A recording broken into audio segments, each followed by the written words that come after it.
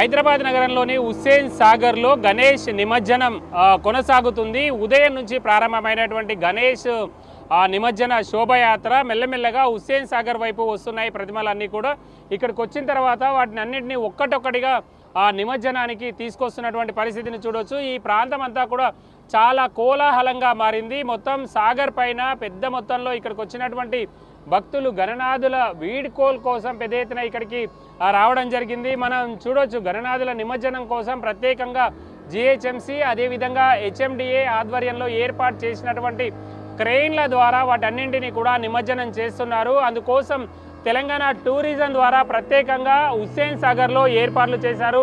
తెలంగాణ టూరిజంకి సంబంధించినటువంటి బోట్లలో ఇక్కడ ఉండేటువంటి వాళ్ళకి ఎలాంటి ప్రమాదాలు జరగకుండా ఎవరైనా ప్రమాదాల బారిన పడితే వెంటనే రక్షించే విధంగా అవసరమైనటువంటి 100 మంది గజ ఈతగాళ్ళను కూడా హుస్సేన్ సాగర్ పరిసర ప్రాంతాల్లో 24 గంటల పాటు ఉండేలా ఏర్పాటు చేశారు. మనం చూస్తున్నాం గణనాథులను 11 రోజుల పాటు భక్తి శ్రద్ధలతో పూజించినటువంటి నగరవాసులు ఇక్కడికి నిమజ్జనం కోసం తీసుకువచ్చారు. ప్రత్యేకంగా జిహెచ్ఎంసి ఆధ్వర్యంలో ఏర్పాటు చేసినటువంటి క్రెయిన్లలో నిమజ్జనానికి ప్రత్యేకంగా సిబ్బందిని నియమించారు. ఆ సిబ్బంది తీసుకొచ్చి గణనాథులను గంగమ్మ ఒడికి చేర్చుతున్నటువంటి దృశ్యాలను మనం చూడొచ్చు. ప్రధానంగా గ్రేటర్ హైదరాబాద్ పరిధిలో గణేష్ శోభయాత్ర చాలా అంగరంగ వైభవంగా జరుగుతుంది. మనం చూస్తే కొన్ని మట్టి గణనాథులు మరికొన్ని నార్మల్ గణనాథులను అన్నింటినీ కూడా నిమజ్జనం ఇక్కడ ఉండేటువంటి క్రెయిన్ సిబ్బంది నిమజ్జనం చేస్తున్నటువంటి పరిస్థితిని మనం చూస్తున్నాం.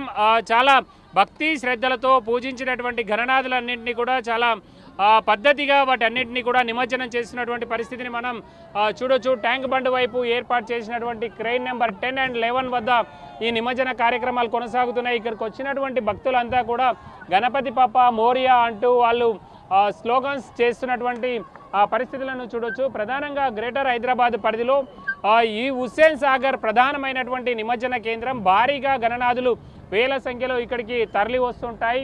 దాంతో వాటన్నింటిని నిమజ్జనం కోసం అన్ని కూడా ఏర్పాట్లు చేశారు. అక్కడ సెక్రటరియట్ వైపు కూడా అదేవిధంగా మనం చూస్తున్నాం. మరొక వైపు అక్కడ సెక్రటరియట్ వైపు ఎన్టీఆర్ మార్గంలో కొద్దిసేపటి క్రితం ఖైరతాబాద్ గణనాథుడు నిమజ్జనం పూర్తయింది. దాంతో ఆ మార్గం అంతా మరొకసారి గణేష్ నిమజ్జనాల కోసం సిద్ధమయ్యేటువంటి అవకాశం ఉంది. మనం చూస్తున్నాం క్రెయిన్ నెంబర్ 10 and 9 ఈ రెండింటి మధ్యలో కూడా ప్రత్యేకంగా ఏర్పాటు చేసినటువంటి ఈ క్రెయిన్లన్నీ కూడా నిమజ్జనం కోసం ఏ విధంగా ఉదయం నుంచి పనిచేస్తున్నాయో చూడొచ్చు. ఒక్కొక్కసారి 2, 3, 4 గణనాథులను కూడా ఒక్కసారిగా తీసుకువచ్చి నిమజ్జనం చేస్తున్నటువంటి ఆ పరిస్థితి హుస్సేన్ సాగర్లో మనం చూస్తున్నాం.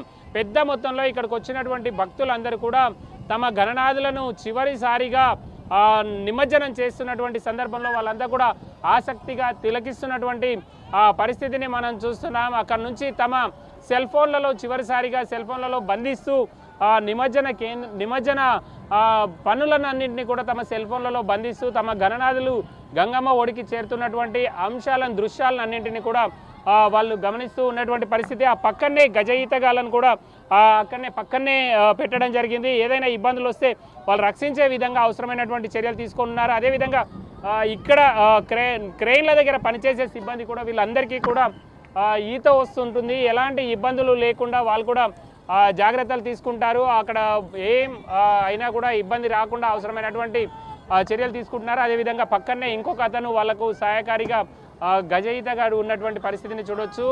ఎలాంటి ఇబ్బందులు లేకుండా అవసరమైనటువంటి చర్యలు అన్ని విభాగాలు సమన్వయంతో పనిచేస్తున్నాయని చెప్పొచ్చు. హుస్సేన్ సాగర్లో రేపు ఉదయం వరకు కూడా ఇదే విధమైనటువంటి నిమజ్జన కార్యక్రమం కోలాహలం అంతా కూడా ఉండేటువంటి పరిస్థితి హుస్సేన్ సాగర్ పరిసర ప్రాంతాల్లో మనం చూడొచ్చు. కెమెరా పర్సన్ పరమేశ్వర్, రాముడు, 10 TV, హైదరాబాద్.